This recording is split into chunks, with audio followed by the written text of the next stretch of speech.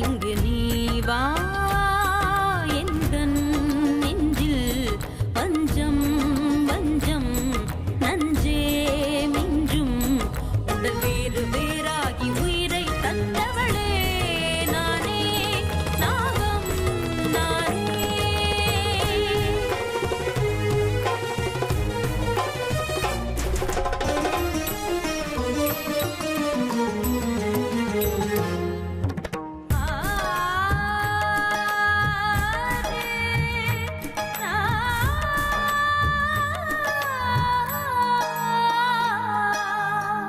ஜென்மம் பல தாண்டி உன்னோடு வாழ வேண்டுமே மரணம் தன்னை வென்று தினம் காதல் செய்யவா நாகமணி தேடி என் ஜீவன் இங்கு வாடுதே சொந்தங்களை நாடி உயிர் தேடி ஓடுதே பூமிக்கு வந்த நிலவு பிறவீது சாபமா கடமையை தாண்டும் உறவு மனமிளகிடுமா எந்தன் நெஞ்சில் வஞ்சம் வஞ்சம் நஞ்சே மிஞ்சும் உடல் வேறு வேறாகி உயிரை தந்தவளே நானே நாகம் நானே தந்தவளே நானே நாகம் நானே.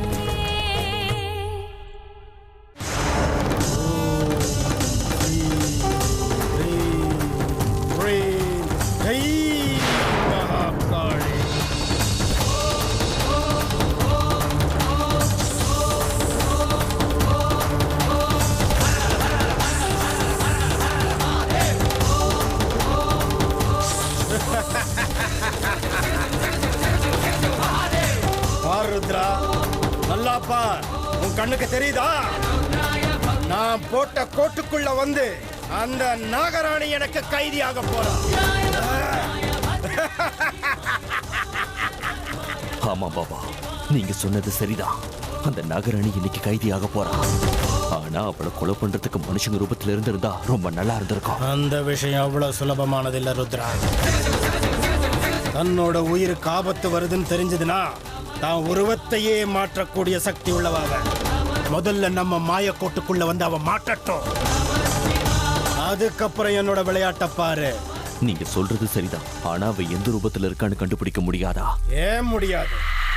எல்லாம் முடியும். ஆனா அதுக்கு கொஞ்சம் நேரம் தேவைப்படுது. நேரம் தேவையா? எதுக்கு பாபா? உன்னோட பொறுமையை இழந்துராத ருத்ரா. நாம் போட்ட அந்த மாயக்கோட்டை தாண்டி அவ உள்ள வரட்டும், அதுக்கப்புறம் அவ திரும்பி போக முடியாது. முடிஞ்சது அவ கதை. என் கட்டுப்பாட்டுக்குள்ள அவ வந்துட்டா அதுக்கப்புறம் அவ மனுஷ ரூபத்துக்கு மாறிதான் ஆகணும். தப்பிக்க வழியே இல்லை. ஆமா, நடக்க போறத நீ பொறுத்திருந்து பா. கோட்டை தாண்டுற நேரத்துக்கு நாம அங்க இருந்தாகணும். புறப்படு. ஜெய் மகாகாளி.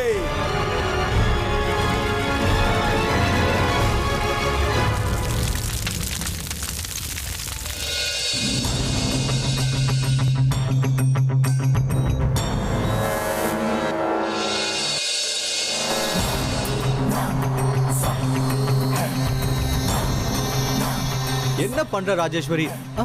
அடடா, கேசரி பண்ணிருக்கியா? அப்பாடா, வாயில ஒரு துளி ஸ்வீட்டா போட்டு எத்தனை நாள் ஆச்சு தெரியுமா?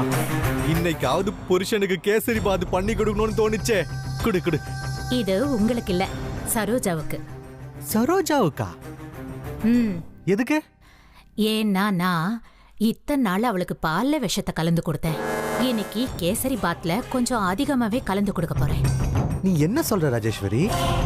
நீ விஷத்தை அதிகமா போட்டு கொடுத்து அதனால அவளுக்கு ஏதாவது ஏடா குடமா ஆயிடுச்சுன்னா நம்ம மேலதான சந்தேகம் வரும். வராது. வராம இருக்கிறதுக்கு என்னெல்லாம் ஏற்பாடு பண்ணணுமோ அதெல்லாம் நான் பண்ணிட்டேன். அப்படி என்ன ஏற்பாடு பண்ணிருக்க? இப்ப நான் இதுல கலந்திருக்கிற விஷயத்தால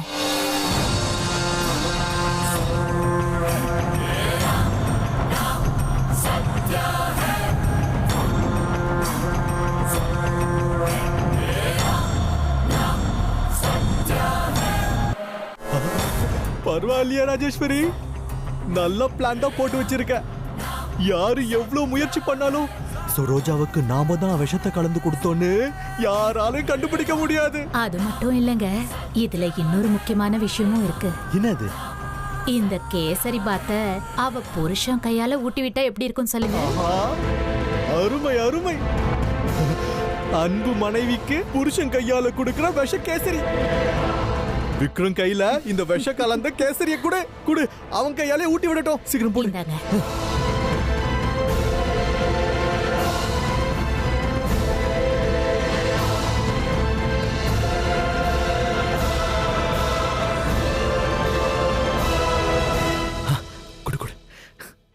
வேடிக்கைய பாருங்க. விக்ரம், விக்ரம். என்ன சின்னம்மா? இந்த கேசரி பாத் சரோஜாவுக்கு ஊட்டி விடு. அர்ச்சகர் இறந்து போயிட்டாருன்ற செய்தியை கேட்டதுலேருந்து அவ எதுவுமே சாப்பிடல.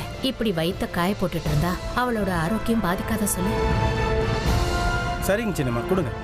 இத அவ கையில கொடுத்து நீ சாப்பிட்டுடுன்னு சொல்லாத, அவ சாப்பிட மாட்டா. அதனால நீயே உன் கையால ஊட்டி விடு. அப்படியே செய்யறேன் சின்னம்மா.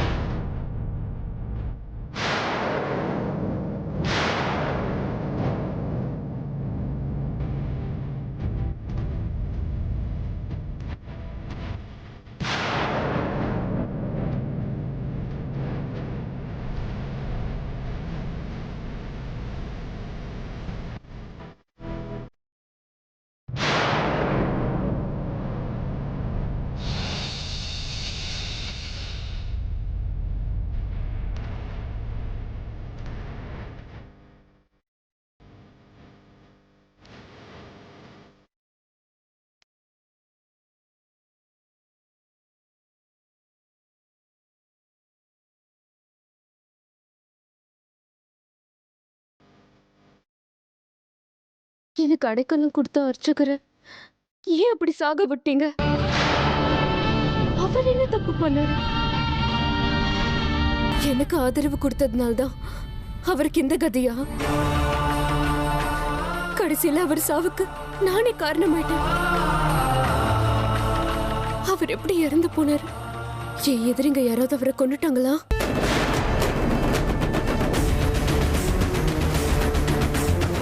எதுக்காக என்கிட்ட இருந்து இப்படி எல்லாரையும் பறிக்கிறீங்க? ஜெய் மகாகாளி.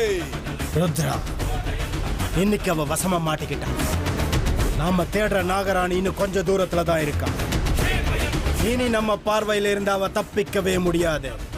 என்னோட மந்திர சக்தியால நான் அவளை அடக்கியே தீருவேன். நம்மள மீறி எதுவும் பண்ண முடியாது. ஜெய் மகாகாளி. வேகம், இன்னும் விரைவா. அர்ச்சகரே, இதுக்கு முன்னாடி இங்க இருந்த அர்ச்சகர் எப்படி இறந்து போனாருன்னு தெரியுமா? சில பேர் அவரு வயசானதால இறந்துட்டு தான் சொல்றாங்க. மத்தவங்க வேற மாதிரி பேசிக்கிறாங்க. என்ன பேசிக்கிறாங்க? யாரோ அவரை கொன்னுட்டதா சொல்றாங்க.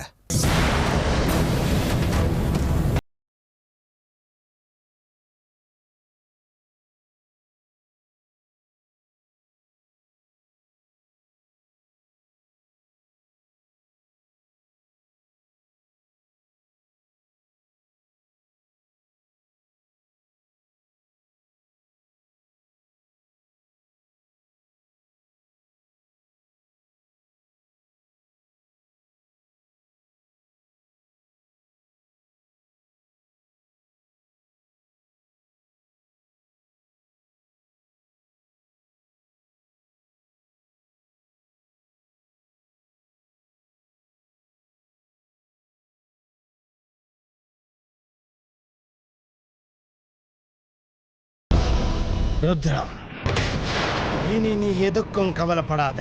அந்த மந்திர கோடு சாமானிய கோடு இல்ல. அந்த பாம்புக்கு என் கோட்டை தாண்டுற அளவுக்கு சக்தி கிடையாது.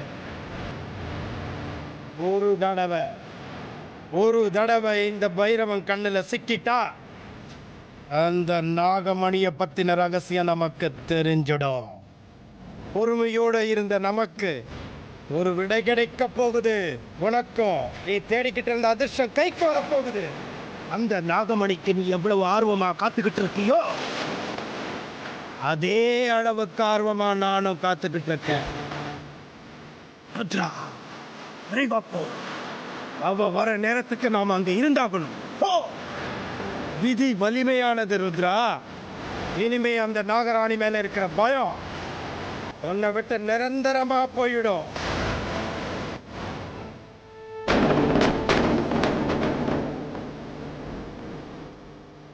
எதிரிங்க என்ன முடிஞ்ச அளவுக்கு துன்புறுத்தட்டும்.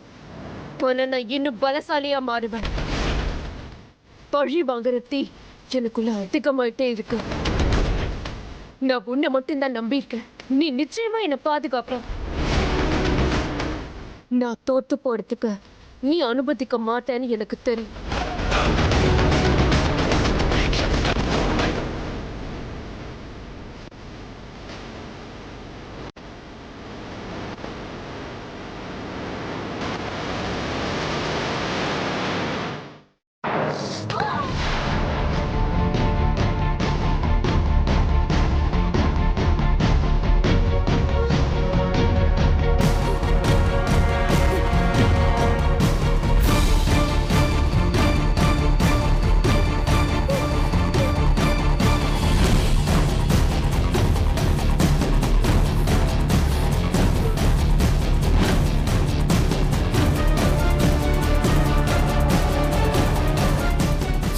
என்ன நடக்குது?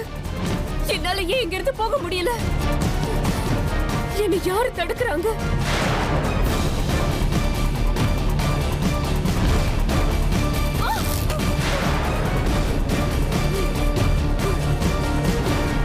அப்படின்னா நான் இங்க வருவேன்னு தெரிஞ்சு இந்த மாய வளையத்தை யாரோ போட்டிருக்காங்க. இந்த வளையத்தை தாண்டி போற சக்தி எனக்கு கிடையாதா?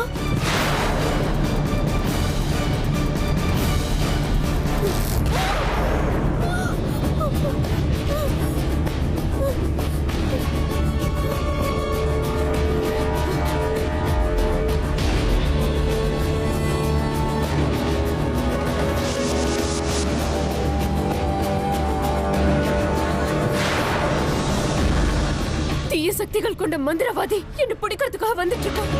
நான் இப்ப என்ன பண்றது?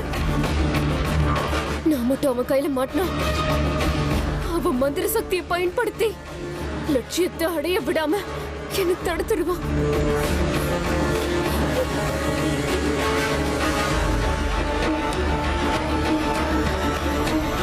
ஆண்டவா, உன்னை நம்பி வந்ததுக்கு இதானே கொடுக்கிற பலனா? உலகத்துக்கே நீதான் தெய்வம்னு நம்பி வந்த. ஆனா இப்ப என் வாழ்க்கையை அந்த கெட்டவங்க கையில ஒப்படைச்சிட்டியே. நீ உண்மையிலேயே கடவுள் தானா? நான் நம்பி வந்த கால ருத்ர நீதானா? கெட்டவங்களை தண்டிப்பேன்னு உன்னை நம்பி நான் இங்க வந்தேன். ஆனா என் வாழ்க்கையை அழிக்க முடிவு பண்ணிட்டல. இது எந்த விதத்துல நியாயம்? துஷ்டர்களை எதிர்த்து போராடுற சக்தி அடையணுங்கிறதுக்காக ஒவ்வொரு நிமிஷமும் உன்னையே நினைச்சு தியானம் பண்றேன். எனக்கு இப்ப இருக்கிற சக்தி பத்தாது. சக்தி கொடுப்பேன்னு நம்பி வந்தா தண்டனையை கொடுத்துட்டியே. இது நியாயமா? சொல்லு.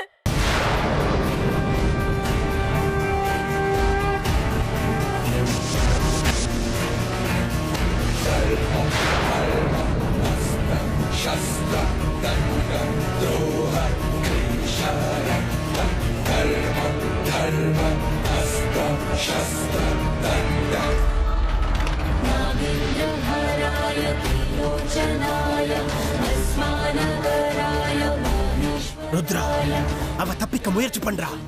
ஆனா அவ தப்பிக்கிறதுக்காக செய்யற எந்த ஒரு முயற்சியும் அவளை தப்பிக்க விடாது. நம்மளோட சக்தி பெரிது. அவ நம்ம கிட்ட சரணாகதி அடைஞ்சே ஆகணும். என்னுடைய உத்தரவுக்கு அவ அடிபணிஞ்சே ஆகணும். நாகமணிய பத்தின விவரத்தை அவ நமக்கு தெரிவிச்சே ஆகணும். அதை விட்டு அவளுக்கு வேற வழி இல்லை.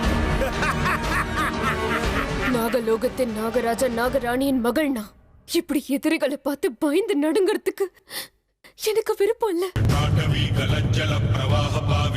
இது நாக வம்சத்துக்கே அவமானம்.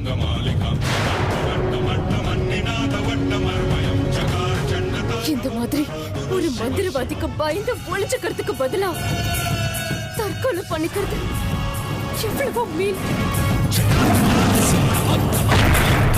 யாரோ ஒருத்தனுக்கு அடிமையா வாழ்றதுக்கு பதிலா உன்னோட சன்னிதானத்திலேயே என் உயிரை விடத்துக்கு நான் தயார்.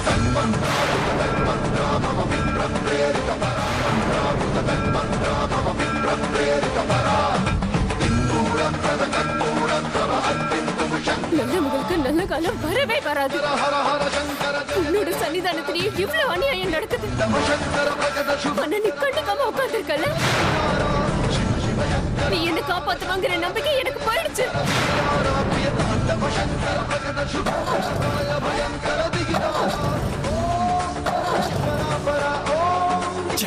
வண்டி நின்று போச்சு.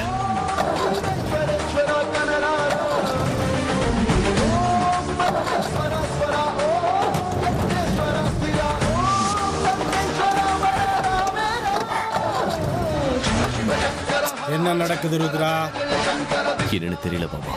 வண்டி நல்லதா இருந்துச்சு, திடீர்னு இப்படி நின்று போச்சு. ஸ்டார்ட்டே ஆக மாட்டேங்குதா?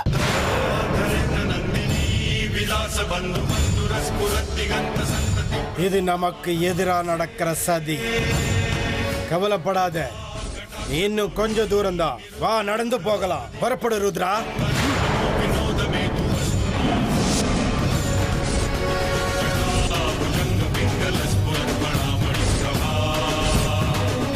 இப்ப என்ன காப்பாத்துறதுக்கு யாரும் வர மாட்டாங்க. எனக்கு நல்லா தெரியும். நான் எங்கேயே உயிரை விடணுங்கிறது உன் ஆசையா இருந்தா உன் ஆசையை நான் நிறைவேற்றுறேன். எனக்குன்னு யாருமே இல்லை.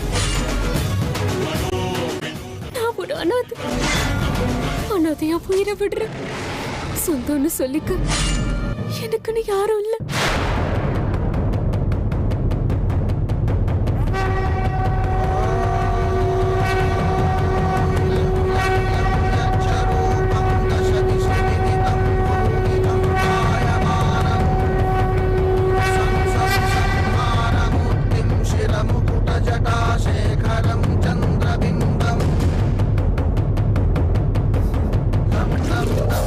கொளுத்துற வேலையும் தென்றல் காத்து வீசுதுன்னா நிச்சயமா நம்ம ஆளுங்க வந்துட்டு போயிருப்பான்.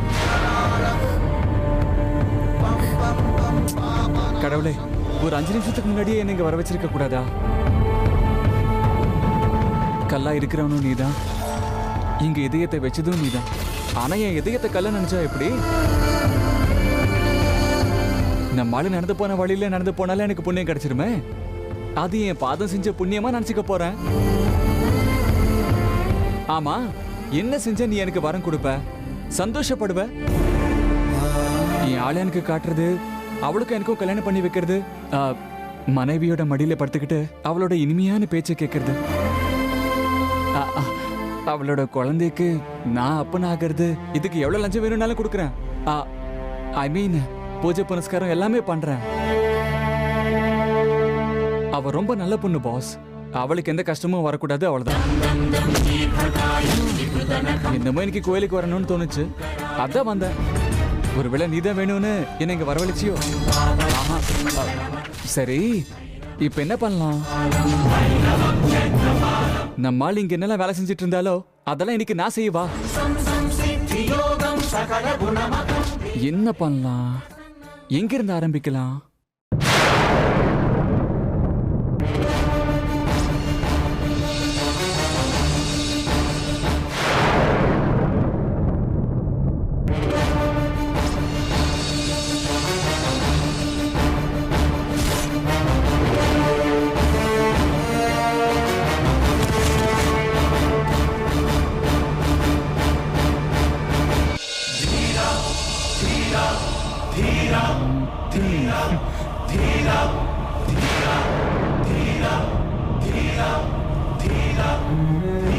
கடைசியா நான் உன்னை கெஞ்சி கேட்டுக்கிறேன்.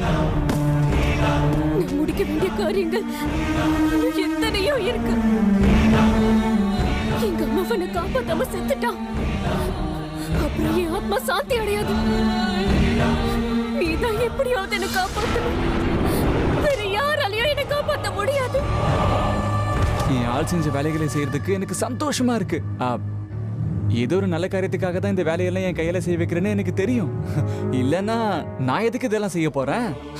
எதுவே வேணா இருக்கட்டும், பட் அவங்க நல்லா இருக்கணும், அவ்வளவுதான். என் ஆள் வேலை செஞ்ச கோவிலுக்கு வந்திருக்கேன். அவ செஞ்ச வேலையெல்லாம் நான் செய்ய போறேன். இந்த சாக்கில நான் அவளை ஞாபகம் படுத்திப்பேன். அது போதும் எனக்கு.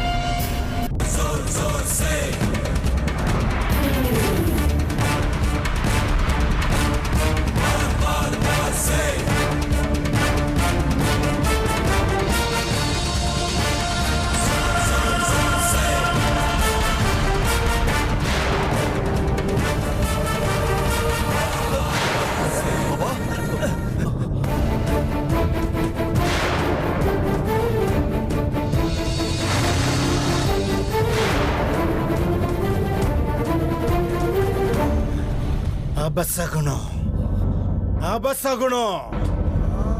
ருத்ரா,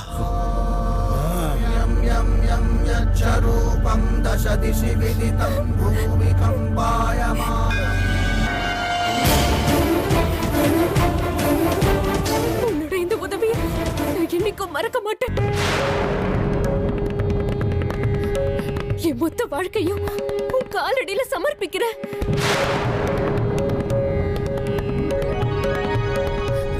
என் உயிருக்கும் அதிகமா நான் நேசிப்பேன். நான் பூஜிப்பேன்.